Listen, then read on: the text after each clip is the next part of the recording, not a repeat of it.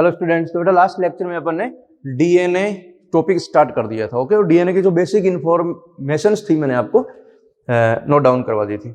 Okay, अब इसके बाद अपन पहले बात करेंगे the chemical structure of DNA, जो काफी इंपॉर्टेंट है। थोड़ा सा फोकस करना इस पे।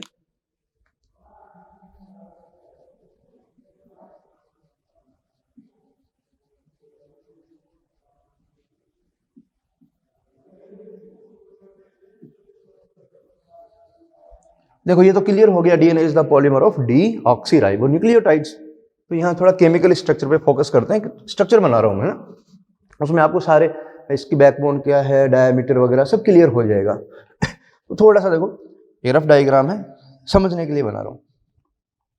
यहाँ देखो बेटा,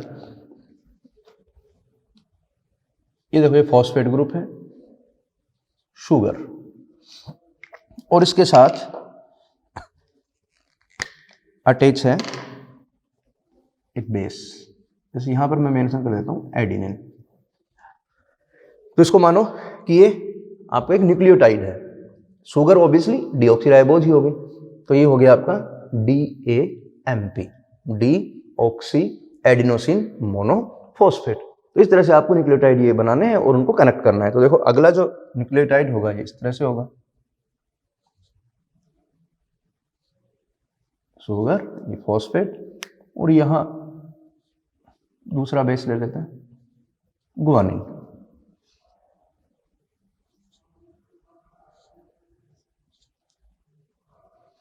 और डायग्राम जिस तरह से बना रहा हूं बेटा, मेरे साथ साथ ही देखना, तभी कॉन्सेप्ट क्लियर होंगे।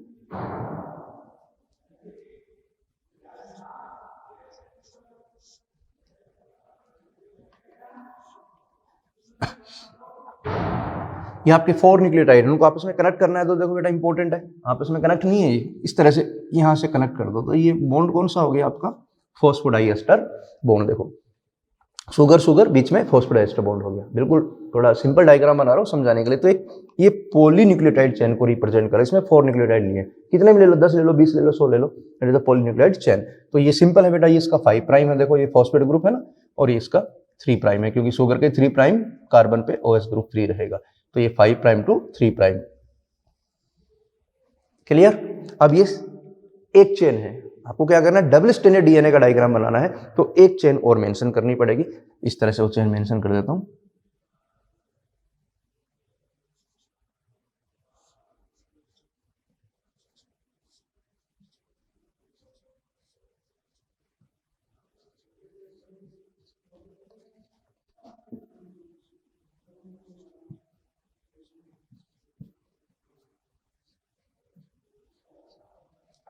ये दूसरी चेन है। देखो, यहां इसको कनेक्ट कर रहा हूं, ये आपका फॉस्फोडाइएस्टर बॉन्ड हो गया। अब देखो, यहां पर 5 प्राइम तो ये है, और ये 3 प्राइम है। Okay, clear? अब दो अलग अलग मैंने चेन मेंशन किए, दोनों चेन को आपस में कनेक्ट भी करना पड़ेगा। तो यहां देखो, कनेक्ट किसके थ्रू होंगी, आप जानते हो सब, hydrogen bond between the nitrogenous bases of different polynucleotide chains. 2 hydrogen bond होंगे यहाँ, 3 hydrogen bond, 2 hydrogen bond, 3 hydrogen bonds. तो एक डबल स्टैंडर्ड डीएनए का डायग्राम हो गया। केमिकल स्ट्रक्चर मैंने बता दिया। देखो, इसमें बेस पेयर्स हैं, base pair, base pair, base pair, और हाइड्रोजन बॉन्ड की हेल्प से दोनों चेन आपस में कनेक्ट है। अब बिल्कुल सिंपल है, इस डीएनए का जो डायमीटर है बेटा, ये यहां से लेके यहां तक डायमीटर, ये फॉस्फेट बाहर की ओर ओरिएंटेड होते हैं, तो फॉस्फेट टू फॉस्फेट देखो डायमीटर 20 एंगस्ट्रॉम। जो बेस पेयर है बेटा, ये उनके बीच में जो डिस्टेंस है 3.4 एंगस्ट्रॉम। और देखो, ये बीच में एक्सिस है, एक्सिस से फॉस्फेट की डिस्टेंस 10 एंगस्ट्रॉम, यहाँ भी 10, तो डायमीटर कितना हो गया 20 एंगस्ट्रॉम। तो ये मैंने केमिकल स्ट्रक्चर को मेंशन किया। अब आप खुद देख लो बेटा, यहाँ बैकबोन किसकी बनी है, शुगर फॉस्फेट, बॉन्ड कौन सा है, फॉस्फोडाइएस्टर बॉन्ड, और जो बेस है वो अंदर की ओर क्या है, प्रोजेक्टेड है। बेस प्रोजेक्ट इनसाइड, तभी क्या करेंगे, वापस में पेयरिंग करेंगे। क्लियर? अब ये जो केमिकल स्ट्रक्चर उसको थोड़ा सिंपल वे में बताऊं, तो इस तरह से अपन मेंशन कर सकते हैं। ये 2 लाइन बना दी, तो ये 5 prime to 3 prime, 3 prime to 5 prime, और ये क्या है आपके बेस पेयर्स।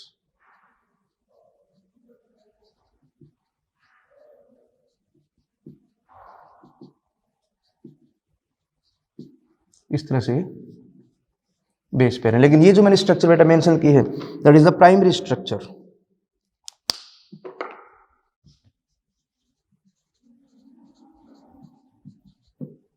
और ये अनस्टेबल है क्योंकि अभी ये हेलिक्स फॉर्म में नहीं गई है।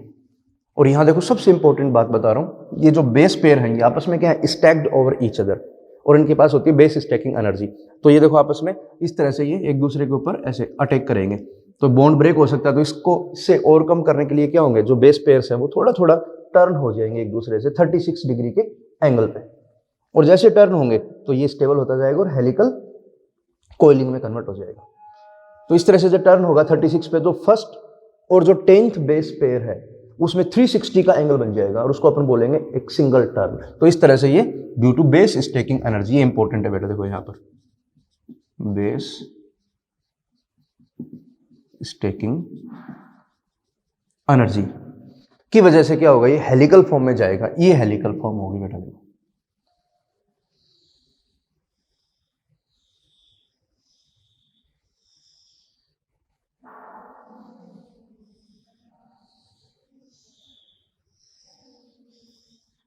That is the 5 prime 3 prime 3 prime 5 prime, और आपको पता है यहां पर क्या है बेटा, बेस पेयर्स।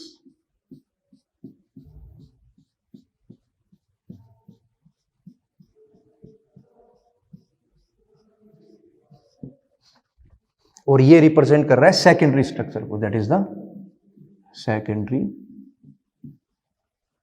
स्ट्रक्चर। और याद रखना बेटा ये राइट हैंडेड कन्फर्मेशन में, कोइलिंग जो है वो राइट हैंडेड फैशन में होगी, ठीक है। और इसी को आपको आगे वॉटसन क्रिक मॉडल में स्टडी करना है। तो यहां देखो कुछ मैं मेंशन कर देता हूं पॉइंट्स। ये जो सिंगल एक टर्न जो इसके अंदर है, ये टर्न बस इतना रफली मेंशन कर रहा हूं, that is the single turn, also called pitch. इस टर्न में 10 बेस पेयर होंगे और इसकी जो लेंथ है वो होगी 34 एंगस्ट्रॉन। ये क्या है, लेंथ है, और दो बेस पेयर के बीच की डिस्टेंस मैंने मेंशन कर दी है 3.4 एंगस्ट्रॉन। यहां देखो जब ये हेलिकल फॉर्म में जाएगा तो यहां कुछ ग्रुव बन रहे हैं, ये माइनर ग्रुव, ये major groove, that is the major groove. और डीएनए पे चार्ज आपको पता है नेगेटिव चार्ज है, तो जो ग्रुव है यहाँ पर पॉजिटिवली चार्ज जो प्रोटीन लाइक स्टोन प्रोटीन वहां के बाइंड हो जाती है। इसका जो डायमीटर है 20 एंगस्ट्रॉन। और बेस पेयरिंग जो है वो आप जानते हो AT और GC के बीच में होगी, और we can see that base pairing between purine and pyrimidine। Okay, purine के अपोजिट डायरेक्शन में कौन आएगा, pyrimidine, एंड वाइस वर्सा, इधर pyrimidine होगा उधर प्यूरिन होगा। तो बिल्कुल सिंपल है, ये स्ट्रक्चर जो मैंने मेंशन किया है वॉटसन क्रिक मॉडल के अकॉर्डिंग अपन इसको मेंशन करेंगे। तो मैं सीधा स्टार्ट कर रहा हूं, वॉटसन क्रिक मॉडल और डीएनए डबल हेलिक्स मॉडल, ठीक है। ये डायग्राम पहले बना लो। कोइलिंग कैसे भी मैंने बता दिया, base stacking energy is responsible for the helical form, और हेलिकल फॉर्म में जाती है स्टेबल हो गया ये, बिल्कुल देख लो। जो रिवॉल्विंग स्टेयर्स होती हैं, कभी आपने देखा होगा घूमती हुई सीढ़ियां जो ऊपर जाती हैं, कई जगह बनाते हैं जहां स्पेस कम रहता है, तो उसमें देखो बीच में स्पेस हमेशा कांस्टेंट रहेगा, ऊपर चले जाओ उस पर। बैकबोन जो है वो शुगर फॉस्फेट की बनी है, वहां पर भी बैकबोन होती है, इसको पकड़ के अपन ऊपर जाते हैं, ओके। और बिल्कुल डिस्टेंस कांस्टेंट रहती है ऊपर तक, और बिल्कुल उसके अंदर टर्न होती है, एक टर्न फिर दूसरी टर्न आएगी, ठीक है। तो अपन अब नेक्स्ट टॉपिक जो है वो होगा आपका डीएनए डबल हेलिक्स मॉडल, जो बिल्कुल इंपॉर्टेंट है।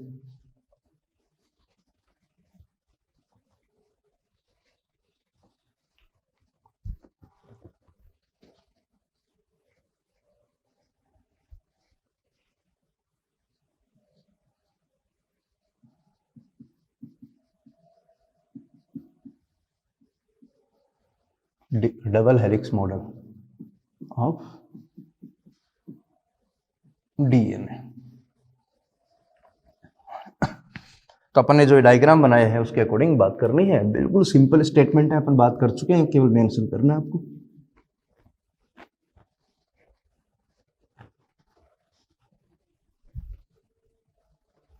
तो इसमें कुछ बेसिक पॉइंट्स हैं, तो सबसे पहले तो यही मेंशन कर देता हूँ, वॉटसन क्रिक ने जो डीएनए की स्ट्रक्चर मेंशन की थी वो किसके लिए थी, यहाँ पर जो है ये बी डीएनए है, बैलेंस डीएनए, जो जनरली ऑर्गेनिज्म में होता है बैलेंस डीएनए, और डबल स्टैंडर्ड डीएनए को यहाँ उसने मेंशन किया था। तो यहाँ देखो basic points, double helix model of DNA proposed bye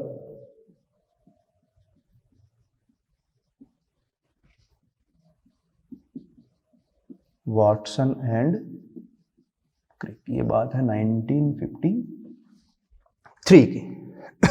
बिल्कुल क्लियर है, 1953।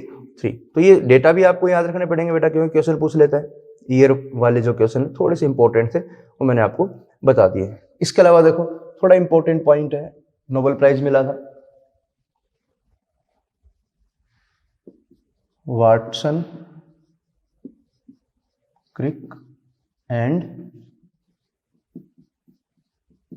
विल्किंस, इनको इस मॉडल के लिए मिला था नोबेल प्राइज। इंपॉर्टेंट है। तो देखो वॉटसन क्रिक तो है जिन्होंने मॉडल प्रपोज किया था, लेकिन विल्किंस कहाँ से आया, तो इस रिलेटेड एक स्टेटमेंट और हो जाएगा। ये जो मॉडल था ये विल्किंस एंड फ्रैंकलिन दो साइंटिस्ट थे, उनके डेटा पे बेस्ड था। तो यहाँ पर देखो statement next, this model was based on, important बात है बेटा, थोड़ा सा याद रखनी क्योंकि एनसीईआरटी के पॉइंट्स है, based on the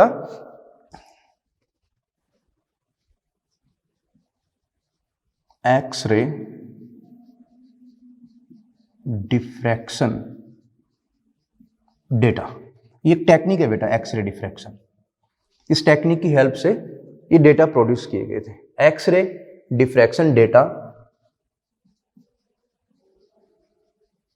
obtained or produced by Wilkins and Franklin. तो विल्किंस मेन था, उसको नोबेल प्राइज शेयर किया गया। Okay next, this model was also based on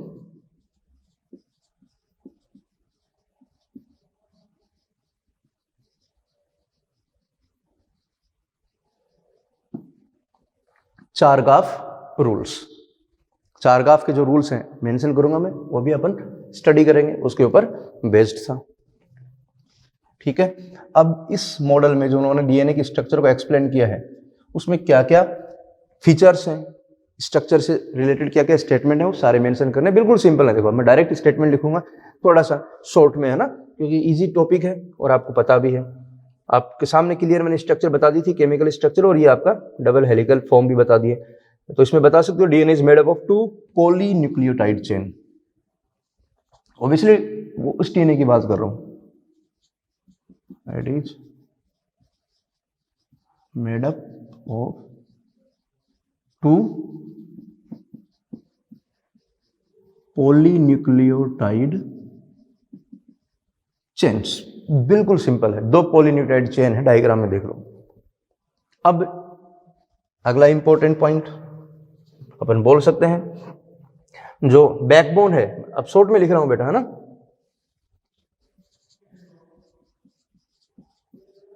backbone made up by sugar and phosphate. और कौन सा bond है backbone में, इंपॉर्टेंट बॉन्ड बताइए आपको, phospho diester bond. Next bases, जो नाइट्रोजनस बेसेज हैं, देखो डायग्राम में बिल्कुल क्लियर है, bases project inside,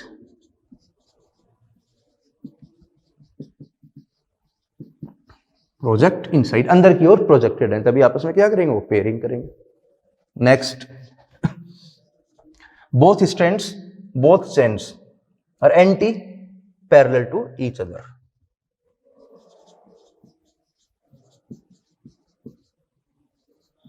both strands, short में लिख देता हूं, एंटी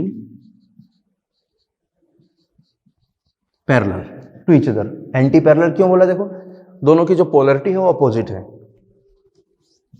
रीजन अपोजिट पोलरिटी, एक की 5 प्राइम टू 3 प्राइम है, दूसरे की 3 टू 5 है, बिल्कुल सिंपल है। So they are anti parallel to each other, और ये डायरेक्टली पूछ लेता है क्वेश्चन। नेक्स्ट पॉइंट, दोनों जो स्टैंड है क्या है बेटा, complementary.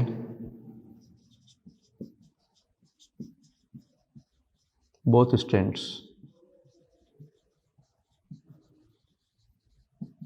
Complementary to each other. दोनों के बीच में क्या है बेटा, बेस पेयरिंग है। तो यहां 2 पॉइंट इंपॉर्टेंट आ जाएंगे, ठीक है। अपन कह सकते हैं both stands are paired through hydrogen bonds, यही लिख रहा हूं मैं, paired through hydrogen bonds. Hydrogen bonds between the nitrogenous bases of different polynucleotide chain. अब डायग्राम में मैं देखो थ्योरी कम लिख रहा हूं, यहां मेंशन कर देता हूं। यहां ए और टी के बीच में 2 हाइड्रोजन बॉन्ड और ग्वानिन और साइटोसिन के बीच में 3 हाइड्रोजन बॉन्ड। तो अपन बोल सकते हैं in double strand DNA purine always comes opposite the pyrimidine, यही लिख रहा हूं मैं, देखो इंपॉर्टेंट बात है। प्यूरिन और पिरिमिडिन आपस में क्या करेंगे, बॉन्डिंग करेंगे। और यही रीजन है कि जो डायमीटर है वो क्या रहेगा बेटा, यूनिफॉर्म। डायमीटर नीचे से ऊपर तक कहीं पर भी आप मेजर करोगे तो डायमीटर सेम रहेगा। तो इंपॉर्टेंट है, purine comes opposite the pyrimidine, this generate approx uniform distance, due to this generate approx uniform distance. किसकी बात कर रहा हूं बेटा, डायमीटर की बात कर रहा हूं, between the 2 stands, distance between 2 strands. Reason कौन है, purine and base pairing between purine and pyrimidine. बिल्कुल सिंपल है, एक बार समझ लो। जैसे इस स्ट्रैंड में अगर प्यूरिन है तो 2 प्यूरिन के अंदर, याद करो बेटा, 2 जो है रिंग है, मैंने स्ट्रक्चर बताई थी, और पिरिमिडिन में 1 रिंग है। देखो ये बेस पेयरिंग हो जाएगी। इधर अगर प्यूरिन पिरिमिडिन है और इधर प्यूरिन है तो 2, तो ये रीजन ये हो गया ना, इधर प्यूरिन तो इधर पिरिमिडिन, तो ये जो डिस्टेंस है वो बिल्कुल क्या रहेगी, कांस्टेंट रहेगी। क्लियर। अगला पॉइंट ये लो बेटा, डेटा लिख देता हूं मैं। डायमीटर कितना है, 20 एंगस्ट्रॉन, ठीक है। इसमें जो टर्न है, टर्न और पिच कितने बेस पेयर, 10 बेस पेयर, और लेंथ कितनी होगी, 34 angstrom length of a single turn. Distance between base pairs 3.4 angstrom, जो अपन डायग्राम में मेंशन कर चुके हैं, ठीक है। और ये राइट हैंडेड फैशन में होती है बेटा कोइलिंग, लिखूं राइट हैंडेड फैशन, ओके। तो इंपॉर्टेंट पॉइंट थे, सारे मेंशन कर दिए। एक पॉइंट और है, थोड़ा सा इंपॉर्टेंट है, लास्ट में मेंशन कर रहा हूं, बेस स्टैकिंग एनर्जी वाला। देखो क्लियर है बिल्कुल, अपन ने बात भी की थी। जो बेस पेयर्स हैं, the plane of one base pair stacked over the other in double helix.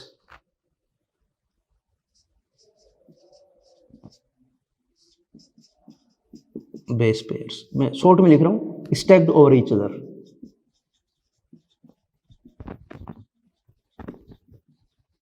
ये देखो बेटा, स्टैक्ड ओवर ईच अदर, और उनकी वजह से क्या हो रहा है, ये हेलिकल फॉर्म में जा रहा है। तो अपन बोल सकते हैं इनकी वजह से क्या हो रहा है, दे प्रोवाइड एक्स्ट्रा स्टेबिलिटी,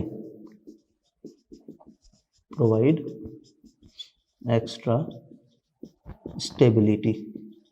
किसको, डीएनए को, other than the hydrogen bond.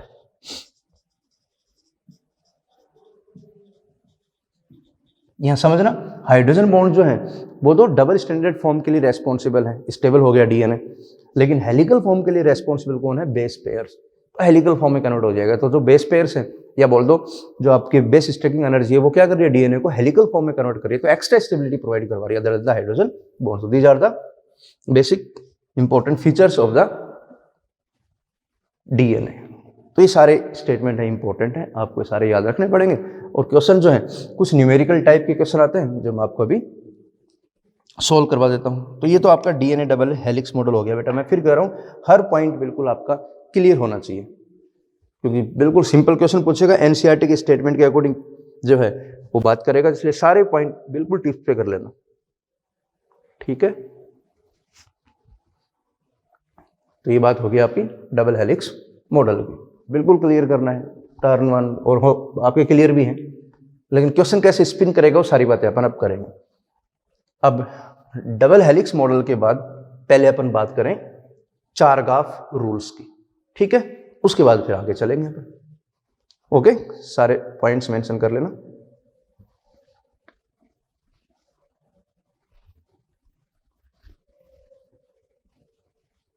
और चारगाफ के जो रूल थे बेटा इस मॉडल से पहले आ गए थे।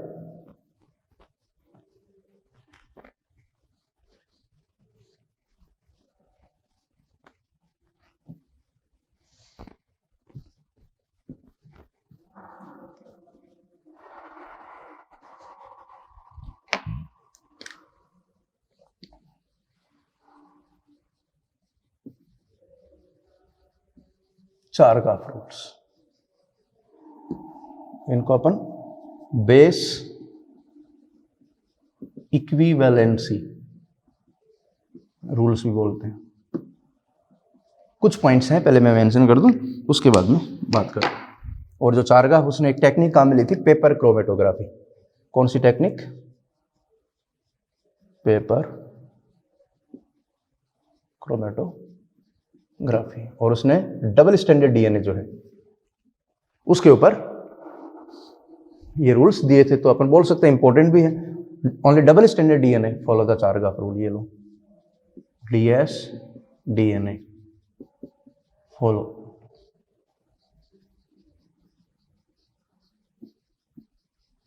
चारगाफ रूल। सिंगल स्टैंडर्ड डीएनए कभी भी चारगाफ रूल फॉलो नहीं करेगा, क्योंकि यहाँ बेस पेयरिंग की बात की गई है बेटा। अभी क्लियर हो जाएगा, ठीक है।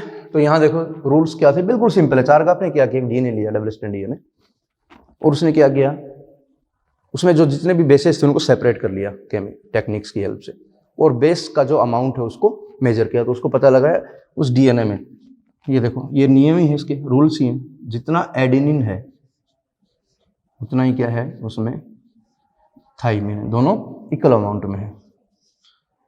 ग्वानिन का मोलर कंसंट्रेशन साइटोसिन के क्या है, इक्वल है। तो आप समझ सकते हो, देखो बोल दूं मैं A plus G equal to T plus C.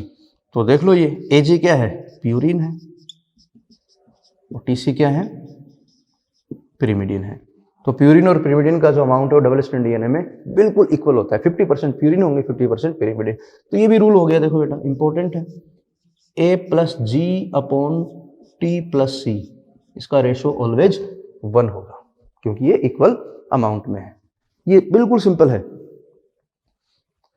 Question अभी करवाएंगे और क्लियर हो जाएगा। लेकिन जो इंपॉर्टेंट बात उसने बताई, AT अपॉन GC, इसका जो रेशियो है वो 1 नहीं होगा, ठीक है। ये जो रेशियो है ये डिपेंड करता है स्पीसीज पर। तो ये रेशियो जो होता है, ये लिख रहा हूं मैं, स्पीसीज स्पेसिफिक। भाई ये तो अलग बात होगी ना, प्यूरिन पिरिमिडिन तो इक्वल है, लेकिन AT और GC का रेशियो एक कैसे होगा?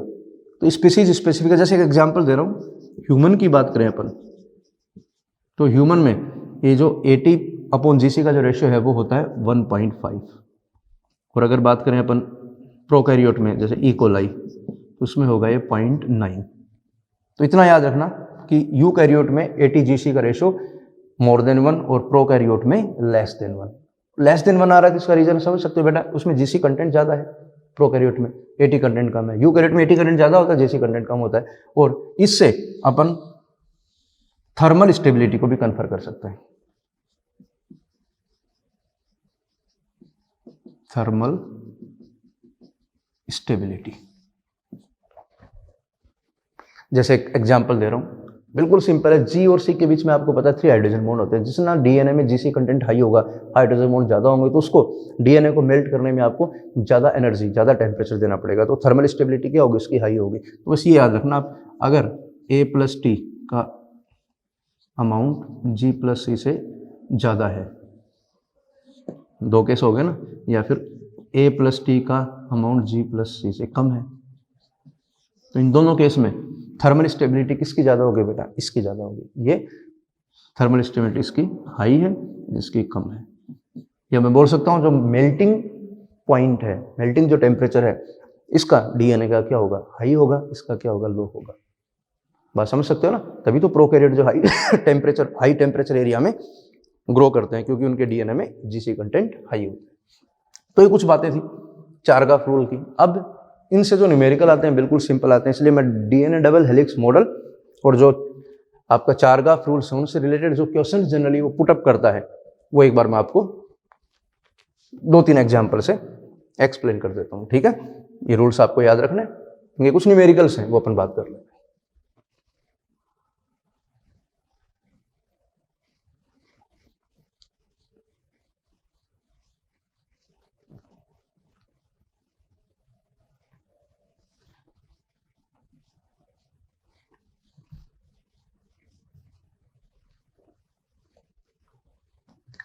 ये लो बेटा question, if double standard DNA consist 20% adenine, dsDNA उसमें 20% एडिनिन है, and calculate the percentage of guanine. बिल्कुल सिंपल है बेटा, इतनी देर में तो आपने कैलकुलेट भी कर लिया होगा, मुझे पता है, ठीक है। इसमें क्या करेंगे, एडिनिन 20%, तो थाइमिन भी कितना होगा बेटा 20%, 20-20-40, बचा कितना 60%। ऑब्वियसली गुआनिन साइटोसिन क्या होगा, हाफ हाफ होगा, तो यहाँ पर गुआनिन हो जाएगा आपका 30% और साइटोसिन भी कितना होगा 30%। ये आंसर हो जाएगा आपका question second. If A dsDNA consist 30 adenine molecules, then calculate the number of guanine in this DNA। तो आप कैसे कैलकुलेट करोगे बेटा बताओ। अगर dsDNA में एक डबल स्टैंडर्ड डीएनए है, इसने क्या बोला है, यही तो बोला है ना, ये dsDNA है, इसमें एडिनिन का नंबर 30 है, तो गुआनिन का नंबर बताओ। बता सकते हो बेटा, कैलकुलेट कर सकते हो। Can not be calculated, upon calculate नहीं कर सकते क्योंकि आपको टोटल बेस का मालूम नहीं है। देखो इसमें आप ये तो बता सकते हो कि एडिनिन 30 है, एडिनिन 30, तो पक्का थाइमिन भी कितने होंगे 30 होंगे क्योंकि dsDNA है, लेकिन गुआनिन कितना होगा हमें मालूम नहीं है। परसेंटेज वाला केस अलग है, नंबर वाला केस अलग है, तो डेटा इनसफिशिएंट है, अपन कैलकुलेट नहीं कर सकते। अगर वो बोल दे कि इसमें इतने टोटल बेस हैं तो आप कैलकुलेट कर सकते हो। तो इसका आंसर क्या हो जाएगा, can not be calculated.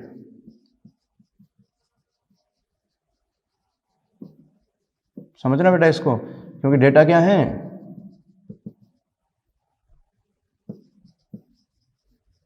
Insufficient, total base का मालूम नहीं है।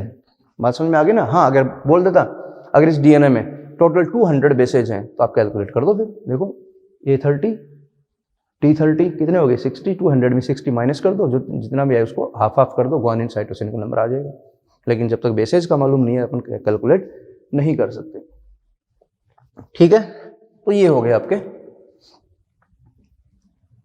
चारगाफ के क्वेश्चन, और एग्जाम में बिल्कुल ये वाला क्वेश्चन जनरली पूछा जाता है, परसेंटेज वाला, ठीक है।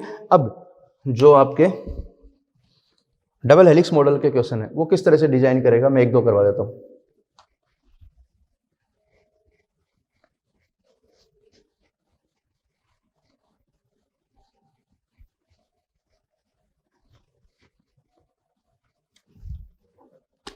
ये देखो बेटा, बिल्कुल सिंपल क्वेश्चन, इंपॉर्टेंट भी है। If a linear double stranded DNA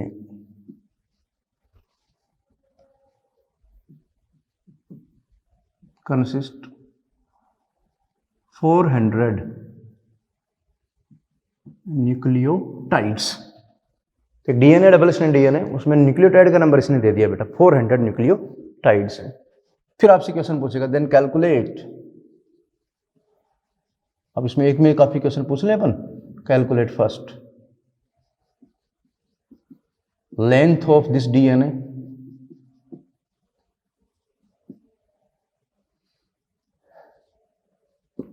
number of base pairs, number of turns, number of sugar molecules. तो कैलकुलेट मेरे ख्याल से आप इजीली कर सकते हो बेटा। देखो ये DSDN है, इसमें 400 बेटा एंटीडीज है, न्यूक्लियोटाइड्स। तो ऑब्वियसली 200 न्यूक्लियोटाइड तो इस स्ट्रैंड में है और 200 दूसरी वाले स्ट्रैंड में है। तो ऑब्वियसली यहाँ बेस पेयर कितने हो जाएंगे, कैलकुलेट करो। Number of base pair 200 base pair, पक्का है ना, 200 बेस पेयर हो जाएंगे। तो जब बेस पेयर आपके पास आ गए तो लेंथ कैलकुलेट कर लो, कुछ नहीं करना, 200 बेस पेयर मल्टीप्लाई कर दो 3.4 एंगस्ट्रॉन से, ये आपकी लेंथ आ जाएगी। नंबर ऑफ टर्न, एक टर्न में 10 बेस पेयर होते हैं, टोटल बेस पेयर है 200 में 10 का भाग लगा दो तो यहाँ आ जाएगी 20 टर्न्स। टैली कर लो, 20 टर्न्स है तो बेस पेयर कितने हो गए 200, न्यूक्लियोटाइड कितने हो गए 400। शुगर सिंपल है बेटा, एक न्यूक्लियोटाइड में एक शुगर होती है तो 400 न्यूक्लियोटाइड 400 शुगर। बेस भी कितने होंगे 400, बेस पेयर कितने होंगे 200। ठीक है, एक क्वेश्चन और मेंशन कर देते हैं, यहाँ देखो नंबर ऑफ फॉस्फोडाइस्टर बॉन्ड।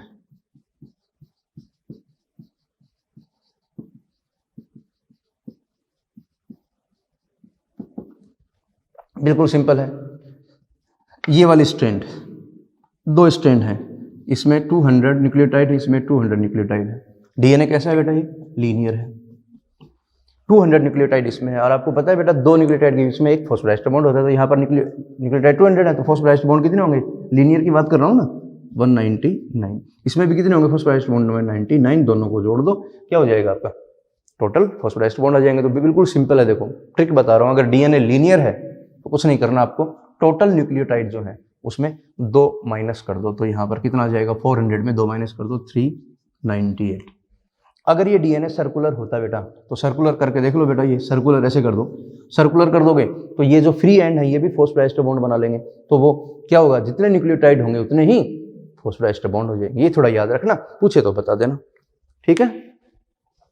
इस तरह से वो क्वेश्चन पूछेगा। अब डेटा चेंज कर सकता है, उसने अगर मान लो लेंथ दे दी तो ये डेटा पूछ लेगा, कर सकते हो। लेंथ दे दी तो कुछ नहीं करना, मान लो कोई लेंथ दी उसमें आप भाग लगाओ किसका 3.4 एंगस्ट्रॉन का, तो बेस पेयर आ जाएंगे। 34 एंगस्ट्रॉन का भाग लगा दोगे तो टर्न्स आ जाएंगे। तो कैसे भी क्वेश्चन पूछे आपको कैलकुलेट करने हैं और बिल्कुल सिंपल है, न्यूमेरिकल अच्छे न्यूमेरिकल होते हैं इस पर। क्लियर? तो ये आपका हो गया DNA double helix model, चारगाफ rules और उसके न्यूमेरिकल टाइप के क्वेश्चन। बिल्कुल परफेक्टली आपको इनको समझना है क्योंकि क्वेश्चन आने का पूरा चांस रहता है इनसे। ठीक है बेटा, आराम से ये मैंने एक्सप्लेन किया है, कोई क्वेश्चन गलत नहीं होना चाहिए इनसे। और मॉड्यूल वगैरह में आप प्रैक्टिस करोगे, इनसे जो क्वेश्चन मिले उनके अप्रोच पे जाना है, क्वेश्चन पे अटैक करना है। ठीक है, अब इसके बाद जो नेक्स्ट टॉपिक है अपनी मॉलिक्यूलर बायोलॉजी एनसीईआरटी में, उस पर अपन चलते हैं। तो पहले अपन देखो डीएनए की स्ट्रक्चर क्लियर होगी, डीएनए क्या है, सब बातें होगी। अब जो डीएनए है उसकी पैकेजिंग पे जाएंगे अपन, packaging of DNA, DNA packaging. क्योंकि आपको पता है डीएनए बहुत लॉन्ग पॉलीमर है बेटा, उसकी लेंथ काफी होती है और जो शेल और जो न्यूक्लियस उसका डायमेंशन बहुत कम होता है, माइक्रोन में। सारी बातें करेंगे अभी। तो डीएनए की पैकेजिंग होती है और वो डीएनए पैकेज्ड फॉर्म में क्या होगा, न्यूक्लियस में या साइटोप्लाज्म में, प्रोकैरियोट में साइटोप्लाज्म में होता है, यूकैरियोट में न्यूक्लियस में होता है, वहां पर प्रेजेंट होगा। तो डीएनए पैकेजिंग बहुत इंपॉर्टेंट है। तो अगला टॉपिक होगा डीएनए पैकेजिंग। ओके, ठीक है बेटा। तो अब अपन बात करेंगे packaging of DNA helix, important topic है।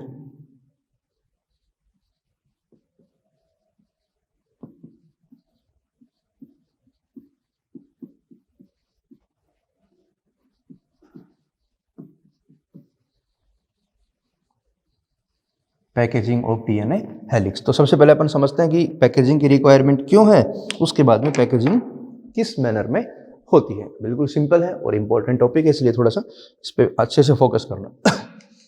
देखो एग्जाम्पल के साथ मैं एक्सप्लेन कर रहा हूं। जैसे अपन बात करें ह्यूमन सेल की, जो टिपिकल मैमेलियन सेल है, ह्यूमन सेल में आपको पता है टोटल डीएनए कंटेंट में जो बेस पेयर है कितने बेटा, 6.6 इंटू 10 की पावर 9 बेस पेयर्स। और इसकी जो लेंथ है वो होती है अप्रोक्स 2.2 मीटर लॉन्ग। अगर इकोलाई की बात करें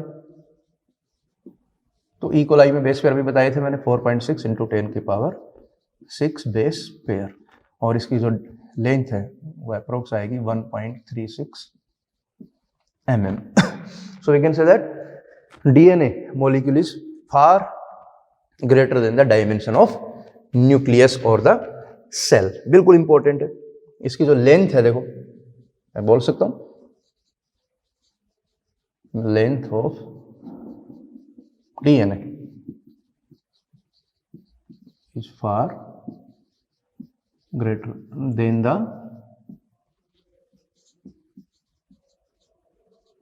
डायमेंशन ऑफ न्यूक्लियस। और आपको पता है न्यूक्लियस का डायमेंशन माइक्रोन में होता है, और अपन सेल की बात भी कर सकते हैं और 10 सेल। तो सेल और न्यूक्लियस का डायमेंशन कम है और इनकी लेंथ देखो काफी ज्यादा हो गई, इसलिए अपन बोल सकते हैं पैकेज्ड फॉर्म में रहना जरूरी है। तो यहाँ देखो जो डीएनए हेलिक्स उसकी पैकेजिंग कैसे होगी, तो डीएनए पैकेजिंग जो है दोनों में होती है बेटा, प्रोकैरियोट में होती है और यूकैरियोट में भी। तो सबसे पहले मैं बात करूंगा किसकी, प्रोकैरियोटिक डीएनए पैकेजिंग। ठीक है, DNA packaging in prokaryotes.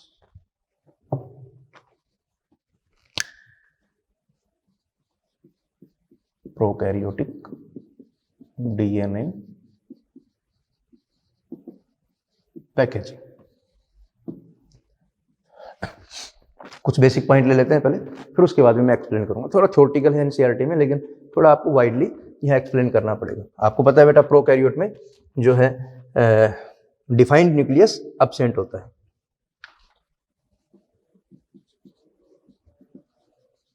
Defined nucleus absent. तो जो डीएनए है वो कहां प्रेजेंट है, साइटोप्लाज्म में।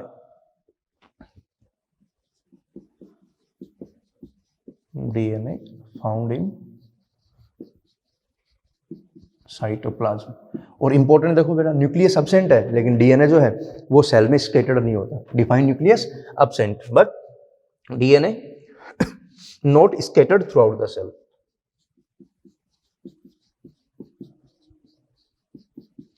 scattered throughout the cell. It present a specific region, और उस रीजन की अपन बात करेंगे। देखो पहले मैं डायग्राम मेंशन कर दूं, उसके बाद में कुछ स्टेटमेंट आएंगे वो अपन यहां पर मेंशन करेंगे।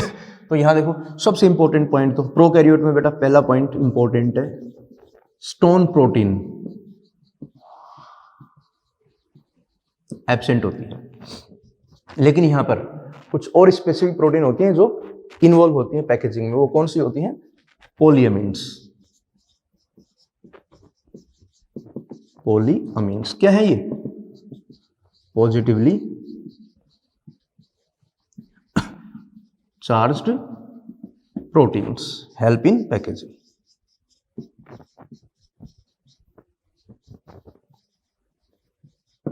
अब कैसे पैकेजिंग होती है, बिल्कुल सिंपल है। देखो एक स्टेटमेंट डायग्राम बना देता हूँ। जैसे मैं इकोलाई की बात कर लूँ बेटा, ताकि समझ में आ जाए। इकोलाई में अभी बताया मैंने, बेस पेयर कितने होते हैं, 4.6 इंटू 10 की पावर 6 बेस पेयर। लेंथ कितनी होती है, 1.36 mm। तो इसका जो डीएनए है और आपको पता है प्रोकैरियोट में डीएनए कैसा होता है बेटा, सर्कुलर। ये डीएनए, और डीएनए पे चार्ज क्या है, सब जानते हो बेटा, नेगेटिव चार्ज। तो उसकी लेंथ जो है सेल से काफी ज्यादा है।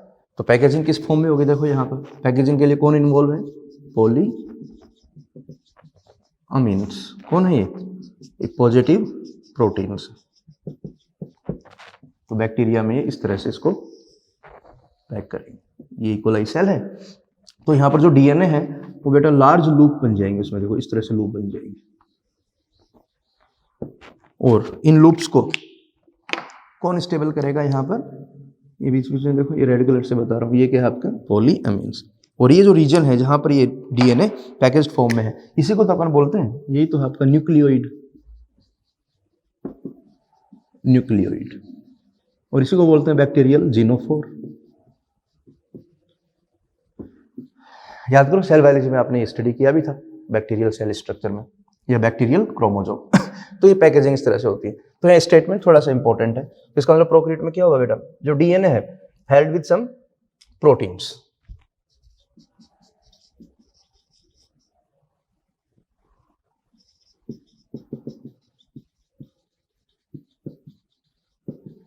सम प्रोटीन्स। कौन सी प्रोटीन अभी बताया मैंने, पॉलीएमिन जो पॉजिटिवली चार्ज्ड है इन ए रीजन, इन ए रीजन टर्म्ड एज न्यूक्लियोइड। ये न्यूक्लियोइड हो गया, यहां पर ये पैकेज फॉर्म में प्रेजेंट है। अपन बोल सकते हैं important, DNA in nucleoid organized in, DNA in nucleoid organized in the large loops,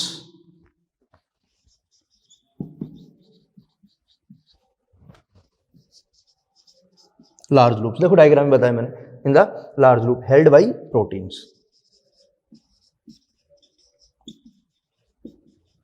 held by proteins। ये देखो इस तरह से लार्ज लूप हैं, these are the large loops। और यहाँ रेड कलर से जो मैंने मेंशन किया है ये क्या है, पॉजिटिवली चार्ज्ड प्रोटीन, जो इसको पैकेज करेंगे। और जो एरिया है, तो रीजन है, उसको अपने नाम क्या दिया, nucleoid. Nucleoid is the primitive nucleus. So in prokaryotes nucleus, defined nucleus absent. So DNA और nucleus and nucleoid not surrounded by the membrane. Okay, तो ये आपका प्रोकैरियोट में डीएनए पैकेजिंग को अपने मेंशन कर दिया। केवल इंपॉर्टेंट क्या है, पॉजिटिवली चार्ज्ड प्रोटीन्स। तो यहाँ बिल्कुल सिंपल वे में डीएनए पैकेजिंग हो रही है, लेकिन जो यूकैरियोट्स है वहां पर डीएनए पैकेजिंग बेटा बहुत कॉम्प्लिकेटिव होती है, जिसकी मैं बात करूंगा। तो नेक्स्ट चलते हैं eukaryotic DNA packaging.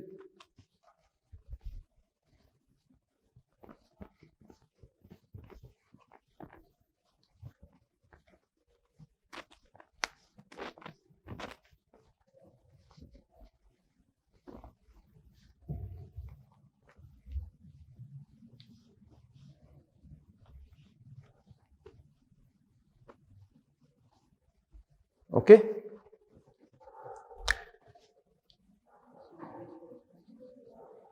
Eukaryotic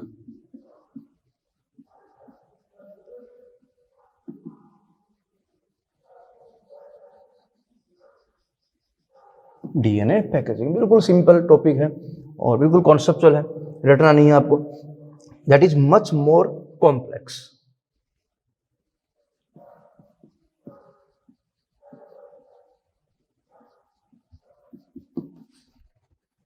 compare to the prokaryotes. और डीएनए पैकेजिंग जो यूकैरियोट में होती है उसमें इन्वॉल्व होती है स्टोन प्रोटीन। तो यहाँ सबसे इंपॉर्टेंट पॉइंट यही है, पहले स्टोन की बात करेंगे।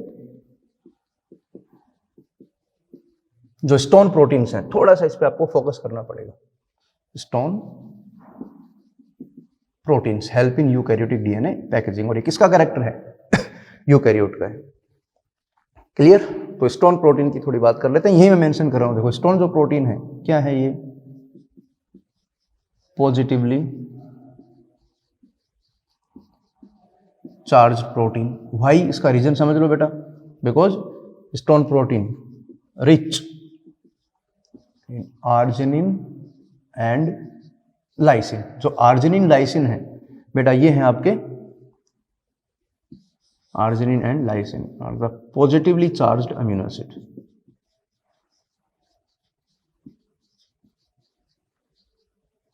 अमीनो एसिड पॉजिटिव चार्ज क्यों है, अपन अमीनो एसिड आगे स्टडी भी करेंगे। Because they consist extra positive charge in their side chain.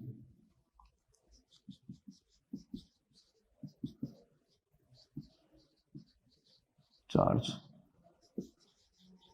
In their side chain. जो आर ग्रुप है उसमें एक्स्ट्रा अमीनो ग्रुप होता है बेटा, पॉजिटिवली चार्ज ग्रुप है, तो इन पे चार्ज क्या है, positive. And due to their abundance in stone protein also positively charged. Important है बेटा, यहां से भी क्वेश्चन पूछते हैं, ये सारे पॉइंट इंपॉर्टेंट है। ठीक है, अब मैं बात करूंगा यहां पर टाइप्स ऑफ स्टोन प्रोटीन। जो स्टोन प्रोटीन है बेटा, ये होती है 5 टाइप की। H1, H2A, H2B, H3 and H4। H1 also cold linker stone, अभी बताऊंगा क्यों, लिंकर हिस्टोन। ओके, ये देखो बेटा, जो H2A, H2B, H3, H4 इनकी दो दो सब यूनिट आएंगी और आपस में असेंबल होंगी और एक ऑक्टामर बनाएंगी। देखो बेटा, यहाँ पर ये एक ऑक्टामर का फॉर्मेशन करती है जिसमें 8 स्टोन होंगे, 1 2 3 4 5 6 7 8। H2A की दो सब यूनिट, H2B की दो सब यूनिट, H3 की दो सब यूनिट और H4 की दो सब unit, that is stone octamer. Stone octamer. तो आप बताओ बेटा, जो स्टोन ऑक्टामर है उसमें अगर स्टोन का नंबर पूछे, नंबर तो 8 है, लेकिन स्टोन का अगर टाइप पूछे ऑक्टामर में तो कितने हैं, टाइप 4 है। क्लियर? तो जो ऑक्टामर है, समझ सकते हो इसके ऊपर चार्ज क्या होगा, पॉजिटिव। क्लियर? अब जो ऑक्टामर बन गया, ऑक्टामर की फॉर्म में आ गई, एक लिंकर स्टोन है। अब तो ये तो स्टोन प्रोटीन की बात होगी। अब जब पैकेजिंग होगी तो ये इन्वॉल्व होगा पैकेजिंग में। तो देखो किस तरह से इन्वॉल्व होगा, तो न्यूक्लियोसोम की फॉर्म में जाएगा। न्यूक्लियोसोम का जो डायग्राम पहले मैं मेंशन कर दूं, न्यूक्लियोसोम क्या होता है, यहाँ पर न्यूक्लियोसोम को मेंशन कर देते हैं। बिल्कुल सिंपल है। देखो बेटा, ये देखो यहाँ, ये तो है ऑक्टामर। ओके, और इस ऑक्टामर पे आपका डीएनए जो है, DNA helix wrapped around octamer. ये रेड कलर से डीएनए बता रहा हूं।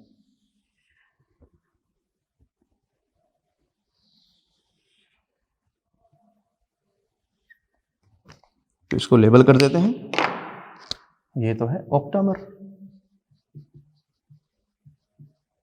और रेड कलर से जो बताया ये डीएनए हेलिक्स। ओके, अब देखो यहाँ H1 जो है ये यहाँ आएगी, ये जो डीएनए हेलिक्स जो एंटर हो रही है, जो एग्जिट हो रही है, उसको बाइंड करेगी, that is H1, and that is the structure of nucleosome, typical nucleosome. बिल्कुल सिंपल है। देखो ये है आपका टिपिकल न्यूक्लियोसोम। अब देखो क्वेश्चन क्या पूछेगा, न्यूक्लियोसोम के दो पार्ट हैं। न्यूक्लियोसोम के कंपोजिशन पे जाएं तो डीएनए हेलिक्स है एंड हिस्टोन। हिस्टोन दो फॉर्म में है, देखो ऑक्टामर और H1 है। जो डीएनए हेलिक्स इसमें प्रेजेंट है बेटा, तो याद रखना, DNA wrapped around the octamer to form the nucleosome. तो जो डीएनए हेलिक्स प्रेजेंट है उस ऑक्टामर पे वो 1.75 टाइम टर्न लेके, कंप्लीट दो नहीं होगा बेटा, 1.75 टाइम, तो यही मेंशन कर रहा हूं।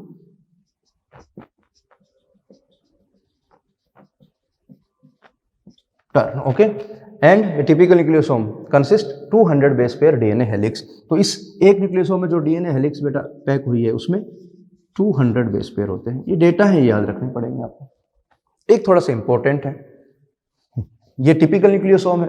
तो यहां देखो बेटा, जो कोर न्यूक्लियोसोम होता है, एक टर्म आती है core nucleosome, without H1 nucleosome is called core nucleosome. ये लो, जो टिपिकल न्यूक्लियोसोम है उसमें -H1 कर दो, H1 स्टोन को रिलीज कर दो, तो रिमेनिंग जो पार्ट है वो होगा आपका कोर न्यूक्लियोसोम और न्यू बॉडी। ठीक है, तो यहां इससे क्वेश्चन वो डिजाइन कर सकता है।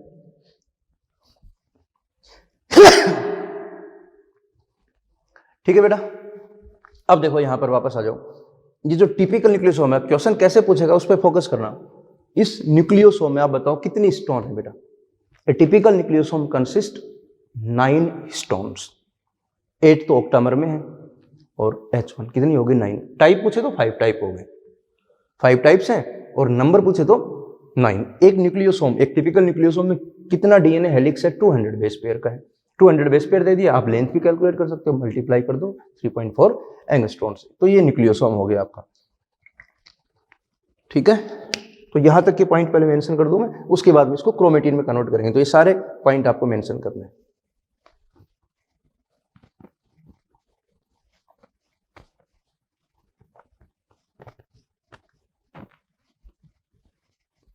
अब देखो स्टेटमेंट है थोड़े से इंपॉर्टेंट।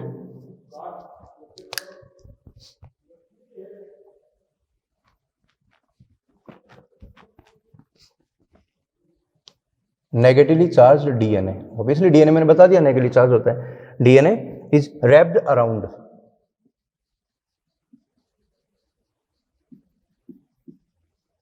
अराउंड पॉजिटिवली चार्ज्ड, आपके सामने है पॉजिटिवली चार्ज ऑक्टामर, तो ये सीधा लिख रहा हूं around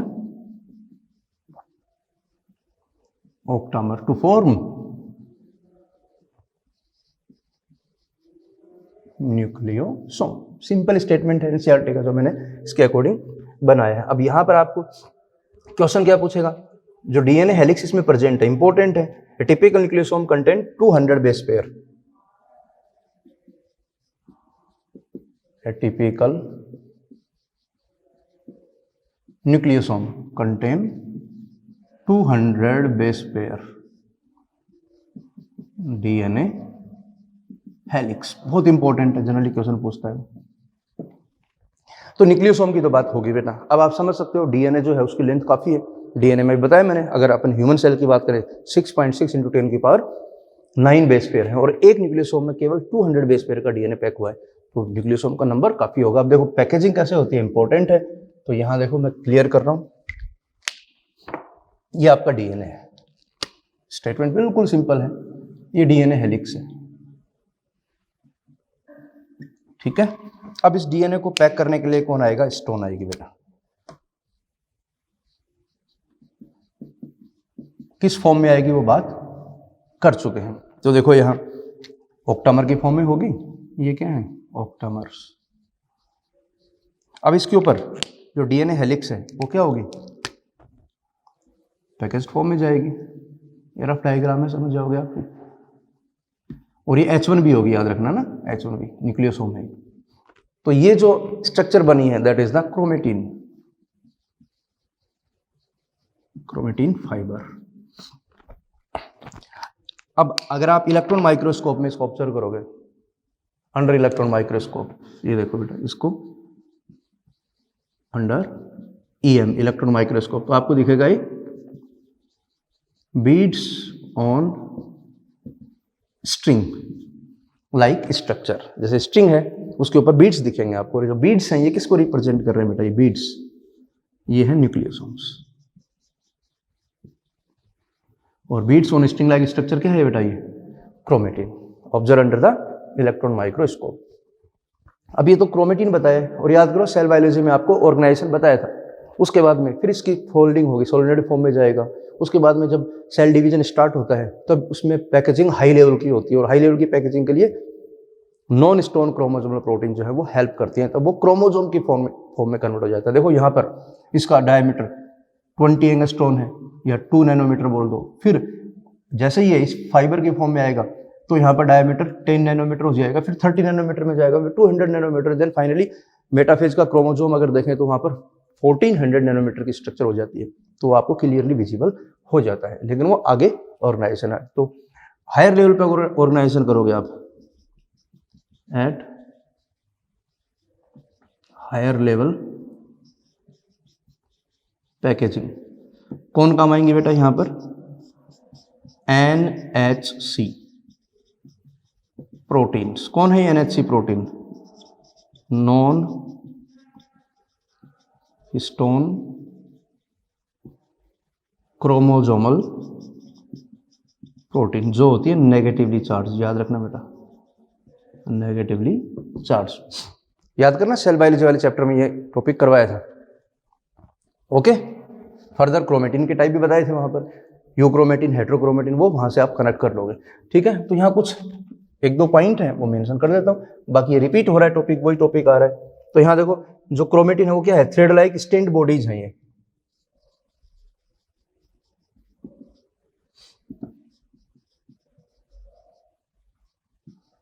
thread like stand bodies, तभी तो नाम है क्रोमेटिन। क्रोमेटिन टर्म किसने दिया था, याद करो बेटा, बताया था वहां पे, बताया था डिटेल में, बताया था मैंने, फ्लेमिंग ने। तो ये इनकी स्टेनिंग की जा सकती है, अगर डाई कार्बाइल एस्टोकार्बिन है तो ये आपको कलरफुल दिखाई देगा, तो थ्रेड लाइक स्टेंड बॉडीज होती हैं। ठीक है, इतना ही काफी है यहाँ पर, ये तो वापस डिटेल आपको बतानी पड़ेगी, वहां पर सारे स्टेटमेंट भी मैंने मेंशन कर दिए थे। ठीक है, तो ये होगी आपकी यूकैरियोटिक डीएनए पैकेजिंग। उसके बाद में याद करो क्रोमेटिन की सारी बातें हो चुकी। क्रोमेटिन के 2 टाइप है बेटा, euchromatin and heterochromatin. chromatin. Okay, euchromatin and heterochromatin. Euchromatin is the transcriptionally active and heterochromatin is transcriptionally inactive. सब बातें अपन ने वहां पर कवर की थी. तो ये देखो जो यूकैरियोट है उसमें DNA packaging more complex than the prokaryotes and mainly stone proteins involved in the DNA packaging. And further, during the cell division at the higher level of DNA packaging, non-stone chromosomal proteins are involved. और आपको पता है metaphase में condensation complete हो जाता है. ठीक है, नॉर्मली ये क्रोमेटिन फाइबर की फॉर्म में होता है न्यूक्लियस में, लेकिन जैसे ही सेल डिवीजन स्टार्ट होगा क्रोमोसोम की फॉर्म में आ जाएगा. और क्रोमोसोम की फॉर्म में क्यों आता है वो भी अपन ने बात की थी. क्लियर? तो ये हो गया आपका यूकैरियोटिक डीएनए पैकेजिंग.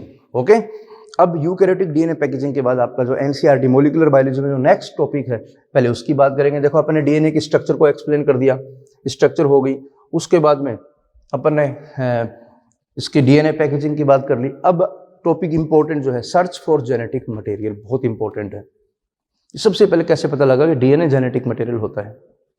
आज तो आप जानते हो usual genetic material is DNA, rarely RNA also act as genetic material. लेकिन पहले पता कैसे लगा कि एक्सपेरिमेंट्स हुए उनकी बात करेंगे. जैसे आपका ग्रिफिथ एक्सपेरिमेंट है, एवरी मैक्लियोड मैकार्टी एक्सपेरिमेंट, उसके अलावा फिर आप हर्शे चेस एक्सपेरिमेंट जाओगे. जो तीनों एक्सपेरिमेंट इंपॉर्टेंट है और हर बार इनसे क्वेश्चन आता है बेटा पक्का.